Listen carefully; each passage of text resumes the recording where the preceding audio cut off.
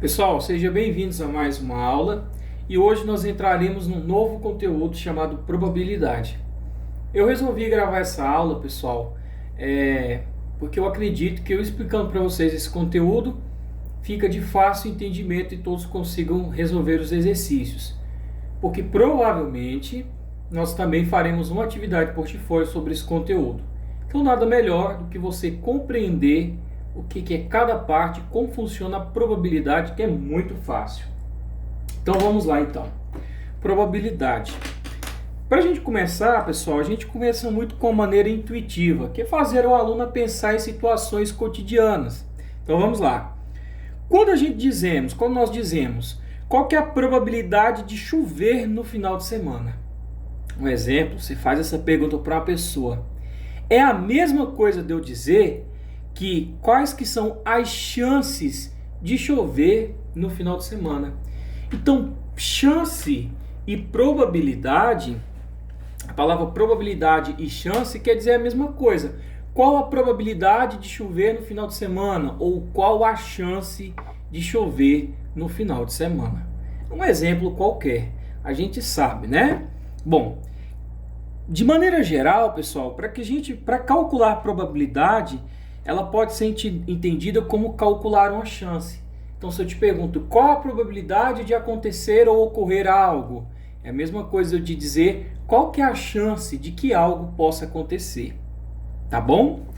Bom, a gente sabe muito bem que a chance de ocorrer uma probabilidade, ela varia de 0 a 100. Então, de 0% a 100%. Concorda comigo? Então, vamos colocar aqui, ó. A probabilidade ela pode variar do valor percentual de 0%, onde ela é zero de ocorrer, e ela pode ir também até o valor máximo, que no caso aqui seria 100%, onde ela pode acontecer no valor total de ocorrer uma probabilidade. Então, 0 para impossível, não vai acontecer, e 100% que é o valor máximo. Pessoal, lembra uma coisa? 0% seria 0 dividido por 100. Concorda comigo? E 0 dividido por 100, pessoal, é 0. 100%, como o próprio nome fala, é 100 dividido 100%. Então, é 100 dividido por 100. E aí, você dividindo aqui, você encontra 1. Pessoal, o que eu quero que vocês entendam aqui é o seguinte. Em valor percentual, a chance mínima, o mínimo de acontecer é 0%. E o máximo seria 100% na contagem de probabilidade. Isso aqui em valores percentuais. Mas quando a gente considera, pessoal, em valor de chance, você observa que o intervalo ele vai de 0 até 1. Então, eu poderia para você dizer o seguinte, que a probabilidade de que ocorra um evento está entre 0 e 1. Então, conforme a gente fez a continha aqui, a gente chegou entre 0 e 1. Para que isso daqui fique melhor entendido, eu trouxe para vocês aqui dois exemplos para que vocês entendam como que isso daqui pode ocorrer, tá? Se eu digo, por exemplo, qual a probabilidade, que quer dizer chance, de um dado ser lançado, então eu peguei um dado, lancei e caí a face 7 voltado para cima. Qual que é a probabilidade? Aí, pessoal, você fala assim, poxa, o dado tem a face 1, 2, 3, 4, 5, 6. Um dado normal ele tem 6 faces. Logo, a face 7 seria impossível, porque não tem. É a mesma coisa de eu dizer aqui, pessoal, 0% ou simplesmente 0. Tá? Não tem face 7, então nunca vai acontecer isso daqui. Agora, se eu digo para você, se eu pego aqui esse mesmo dado, certo? E eu jogo ele novamente para cima e te pergunto, qual que é a probabilidade, quer dizer chance, de cair a face de um número natural voltado para cima? Agora para um pouquinho e pensa, o que é um número natural? São os números positivos. começando aí a partir do 0, 1, 2, 3, 4, 5, 6 e por aí vai. Pessoal, vamos considerar aqui o número natural a partir do 1, tá? O 0 aí já tem uma outra historinha que depois teria uma outra aula. Vamos considerar os números naturais a partir de 1. Então, 1, 2, 3, 4, 5, 6, 7. Ou seja, qualquer face que esse dado cair é um número natural. Ou seja, para esse caso aqui a gente teria 100% de chance em valor percentual. Ou seja, se é 100%, o valor máximo também aqui acaba sendo igual a 1. Então, fica claro esse exemplo aqui que eu pude mostrar para vocês, que o valor ou chance de ocorrer algo pode estar entre 0 e 1. E em percentual entre 0% e 100%. Conforme eu fiz os cálculos aqui, vocês compreenderam essa primeira parte. Agora, pessoal, a gente vai passar para a parte mais formal de probabilidade, beleza? Voltando aqui, pessoal, então agora vamos entender duas coisas. A diferença entre o experimento aleatório e o experimento determinístico. Temos que entender isso aqui para que nós compreendamos. Então vamos lá. Eu comecei a explicar para vocês o que é o experimento determinístico. Primeiro, imagina uma coisa seguinte. Imagina, pessoal, que eu tenho uma moeda, tá? Pessoal, imagina que aqui eu tenha uma moeda qualquer de R$1 aqui, tá? E eu vou colocar a moeda nesse canto aqui. Aqui está a base do meu PC, do meu computador. Eu vou colocar essa moeda bem aqui. Não sei se vai dar para ver. Deixa eu puxar o celular mais um pouquinho. Aí, pessoal, agora eu acho que dá para vocês verem. Imagina que eu tenho essa moeda aqui e eu vou posicionar essa moeda exatamente nesse local aqui, tá? Bem aqui nesse local. E eu vou deixar essa moeda cair sobre o meu caderno. Então tem a moeda aqui, vou deixar essa moeda cair. Pronto, a moeda caiu. E eu estou interessado em descobrir quantos segundos levou para essa moeda cair desse ponto até a base aqui que é o caderno. Vamos supor, por exemplo, pessoal, um exemplo, tá? Não estou cronometrando nada aqui. Que aqui levou 0,2 segundos, certo? Se eu pegar essa moeda e colocar nesse mesmo local e abandonar ela nas mesmas condições, sem ter variação aqui, vai bater os 0,2 segundos novamente. E toda vez que eu realizar esse experimento, nessas mesmas condições ambientais que eu tenho aqui, sem alteração de vento, sem alteração aí de movimentação, eu abandonar ela nessa mesma altura, ela vai cair sobre o meu caderno e vai bater aí os 0,2 segundos. Ou seja, eu consigo, através desse experimento aqui, pessoal, deixa eu alinhar aqui para vocês o caderno, eu consigo, através desse experimento, determinar, por exemplo, a partir dessas condições que eu falei para vocês, quantos segundos essa moeda pode cair. Então, se eu coloco ela e jogo ela novamente, ela vai bater aí os 0,2 segundos, por exemplo. É o que a gente fala que é um experimento determinístico, onde eu sou capaz de determinar que ocorra tal evento, né? E é o que menos, nesse caso, que a gente vai falar na matemática, é o que menos nos importa. Porque o que vai nos importar, pessoal, de fato, é o chamado experimento aleatório. Eu já vou falar dele agora para vocês. Então, esse determinístico, para nós aqui na matemática, vai ser o que menos nos importa. Esse determinístico, ele é capaz de determinar um resultado, ou prever. Então, se eu, igual disse, peguei essa moeda, coloco ela aqui, se eu deixar ela cair aqui no meu caderno, aproximadamente vai bater aqui os 2 segundos toda a vida, dentro das mesmas condições ambientais que eu tenho no momento. Então, eu consigo prever com uma porcentagem significativa de razão que isso sempre vai estar acontecendo nesse mesmo tempo, tá? Isso aqui é utilizado mais para experimento físico. Nós não vamos estar tão interessados nesse daqui. O que vai nos interessar, pessoal, é o experimento aleatório. Agora, pessoal, imagina o seguinte. Eu tenho aqui a mesma moeda, tá? Tá aqui a mesma moeda de R$1. E eu vou jogar essa moeda agora aqui no chão do meu quarto e eu não estou mais interessado no tempo que essa moeda vai cair no chão. Eu estou interessado na face dela, que pode ser cara ou coroa, tá? É o que eu estou interessado aqui nessa moeda. Então, vamos lá. Eu vou jogar ela aqui, ó.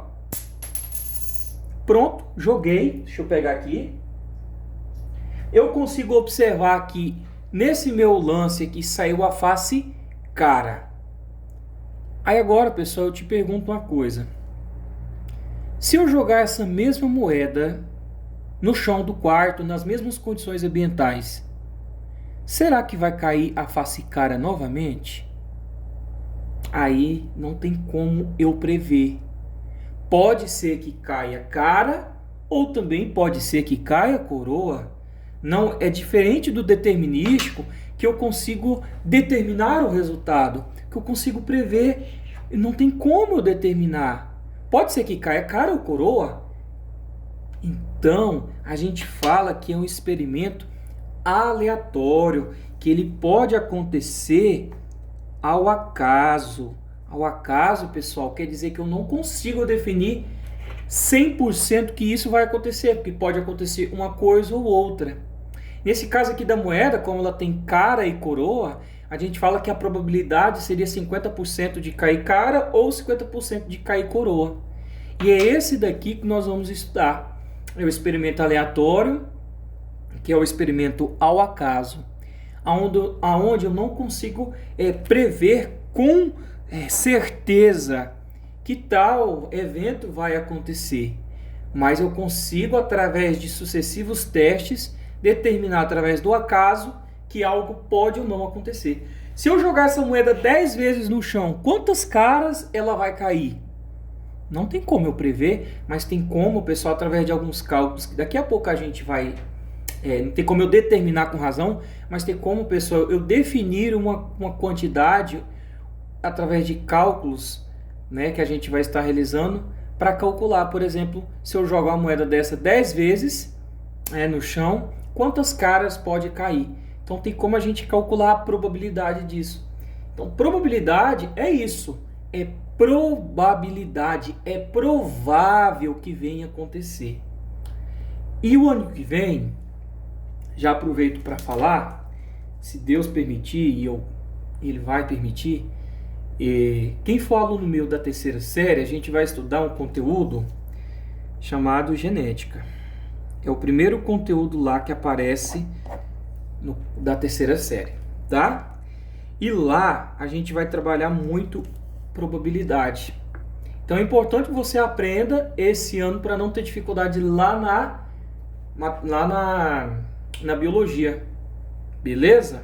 Então vamos lá. Entendeu essa parte? A gente vai estudar com um experimento aleatório. Dando continuidade aqui na nossa aula, vamos definir aqui, pessoal, já que eu já falei para vocês, eu já citei aqui o exemplo da moeda, né? Tá aqui para você a moeda, eu já exemplifiquei isso daqui. E nós vamos estudar o experimento aleatório, tudo bem? E aqui, pessoal, nós vamos demonstrar duas coisas muito importantes através de um exemplo clássico de probabilidade, que é o lançamento de um dado. Então imagina aí, pessoal, que eu tenho um dado honesto. Alguns alunos podem me perguntar em questões que vão aparecer: Paulo, o que é um dado honesto? É um dado que tem a mesma probabilidade de cair as 6 faces no lançamento. Um dado não honesto, tem como você colocar um peso. Claro que isso não é tão fácil, mas existe pessoas que colocam em jogos de azar aí um peso para que caia mais um número. Então aí já seria um dado não honesto. Um dado convencional e honesto é um dado que tem 6 faces, tá? E aqui eu quero mostrar para vocês o que é o espaço amostral e o que é um evento, tá bom? Então vamos começar. Paulo, o que é o espaço amostral? É um conjunto de todos os resultados possíveis. Toda vez que uma pessoa te perguntar o que é espaço amostral, pessoal, nós vamos representar ele com a letra S. Então você vai colocar aí, ó. É o conjunto de os resultados total. Todos os resultados possíveis. Agora vamos imaginar aqui, em um dado comum, por exemplo, em um dado comum, por exemplo, pessoal, o espaço amostral, que agora a gente vai representar por S, então você vai colocar aqui assim, ó.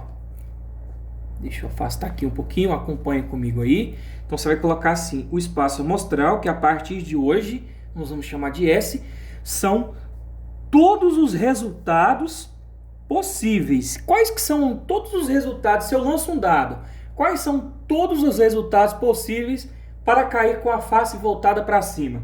Ora, Paulo, são 6, o 1, o 2, o 3, o 4, o 5 ou 6. Qualquer um deles tem a probabilidade, desde que o dado seja honesto, tem a probabilidade de cair. Então a gente fala que o espaço amostral, você vai representar desse jeito aqui, pode ser o 1, o 2, o 3, o 4, o 5 e o 6. Tá? Então esse aqui é o espaço amostral, seria o conjunto de todos os resultados possíveis. Você pode encontrar, pessoal, isso daqui sendo representado assim, ó. N de S. Paulo, o que é o tal do N de S? Seria o número de elementos do espaço amostral. O que seria, Paulo, esse número de elementos do espaço amostral? Seria quantos elementos eu tenho aqui, ó. 1, 2, 3, 4, 5, 6. Ou seja, o número de elementos do espaço amostral, nesse caso aqui, seria 6 números, ou 6 faces que pode acontecer. Então, acostume-se com S para espaço amostral e o N de S, que seria número de elementos do espaço amostral, que seria todos os resultados possíveis. Tranquilo? Você entendeu o que é isso? Então vamos lá. Evento. Paulo, o evento, a partir de hoje, nós vamos estar representando ele com a letra E. Tá? Então, toda vez que você vê o que é a letra E, seria evento. E o que vem a ser o evento, Paulo? Subconjunto de S. O que é um subconjunto de S? Por exemplo, imagina que eu tenho esse conjunto, esse espaço amostral aqui, desse dado, 1, 2, 3, 4, 5, 6, é o espaço amostral porque são todos os resultados possíveis. Se eu pego, por exemplo, somente o número 6, é um exemplo, tá, pessoal? Esse 6 seria um subconjunto desse espaço amostral aqui.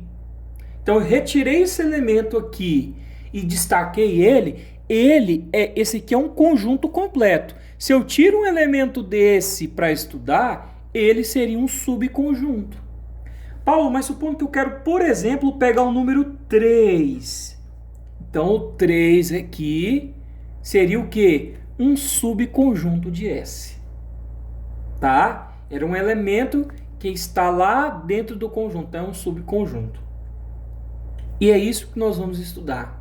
E aqui eu trago para vocês, pessoal, 3 exemplos que eu espero que vocês entendam. Ficou bem perto aqui, mas eu acho que vai dar certo. Para que vocês entendam o que é um evento, que seria um faz assim para mim com a mão. Subconjunto de S, ou seja, subconjunto de todos esses elementos. Eu peguei um elemento só, ele é um subconjunto, está lá dentro desse espaço todo. E aí eu te pergunto, lancei um dado, letra A, qual a probabilidade de ocorrer a face par voltada para cima? Paulo, o que seria o E1? O E1 seria o evento 1, seria o primeiro evento que eu quero. E desses números aqui, pessoal, qual que é a probabilidade de ocorrer a face par? Aí aqui, pessoal, é tranquilo. Bom, você vem aqui no espaço amostral e olha, números pares a gente tem o 2, o 4 e o 6. Aí você vai colocar aqui, eu vou colocar de azul, E1. O que seria o E1? O evento 1. Lembra que são subconjunto? Olha lá eu destacando os números para vocês. Esses números aqui são um subconjunto que eu estou destacando. Então o evento nada mais é do que um subconjunto daqui de dentro. E eu só quero os pares, então esses pares seriam os subconjuntos. Aí você vai colocar E1 de evento 1, que é a primeira pergunta.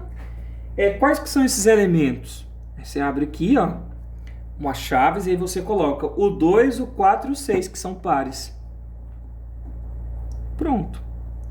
Agora, qual que seria o número de elementos desse evento. Quantos elementos eu tenho aqui? 1, 2, 3. Aí agora você vai colocar N, vai abrir um parêntese e vai colocar E1. O que quer dizer isso? Número de elementos desse primeiro evento vai ser quanto, pessoal? 1, 2, 3. Então eu teria esse evento aqui composto de 3 elementos. Então por isso você usa N de número. Tranquilo isso? Vamos para o segundo evento aqui. O segundo evento é de ocorrer a face 5. Lancei um dado. Qual a probabilidade de cair a face 5? Bom, então vamos lá. Eu tenho que descobrir qual que é esse evento 2. Então você vai colocar aqui E2. Tomara que deixa para vocês verem. Abre aqui as chaves, né? Bom, de ocorrer a face 5, um dado normal tem quantas faces 5? Apenas uma. Então, esse evento 2 aqui, ele é composto de... Ele é um unitário, né? Composto apenas de um único elemento. E aí você coloca aqui, ó, número de elementos do evento 2 é quanto, pessoal? Quantos números fica eu tenho num num dado? Apenas um. Então é muito tranquilo. Olha o evento 3 aqui. De ocorrer a face ímpar. Lancei um dado. Qual a probabilidade de ocorrer a face ímpar? Paulo, a face ímpar, um dado normal, convencional, ele tem o 1, o 3 e o 5. Ou seja, apenas esses três números, essas três faces aqui sendo ímpar. Então você vai colocar aqui, ó, E3, eu vou até aproximar para vocês a copiarem no caderno. Aproveita para copiar. E3 é igual, abre chaves. Quais que são os ímpares lá no dado? O 1, o 3 e o 5. Ou seja, número de elementos desse evento 3. Quantos elementos são formados desse evento? O 1, o 3 e o 5. Então seria 3 elementos. Pessoal, espero que vocês tenham... Deixa eu voltar aqui. Espero que vocês tenham de fato entendido. Depois eu vou deixar um print lá na aula desse conteúdo aqui. Que vocês entendam o que é espaço amostral e que vocês entendam o que é evento. Isso daqui, pessoal, é muito importante. Eu expliquei aqui passo a passo para que vocês possam estar compreendendo. Então, toda vez que aparecer o S, é o espaço amostral. É todos os resultados possíveis. Então, eu coloquei aqui para você. E o evento é representado por E. É um subconjunto. Faz assim com a mão para você pegar lá dentro. É como se você pegasse lá dentro. É um subconjunto. Ou seja, um elementozinho desse que está lá. Eu estou estudando ele. De todo esse espaço amostral. Aqui eu representei para vocês 3 eventos. O E1, o E2 e o E3. E eu calculei aqui para você os elementos. E o número de elementos do evento 1, número de elementos do evento 2, número de elementos do evento 3. Beleza? Beleza? Então, até o nosso próximo vídeo 2, onde eu vou resolver alguns exemplos.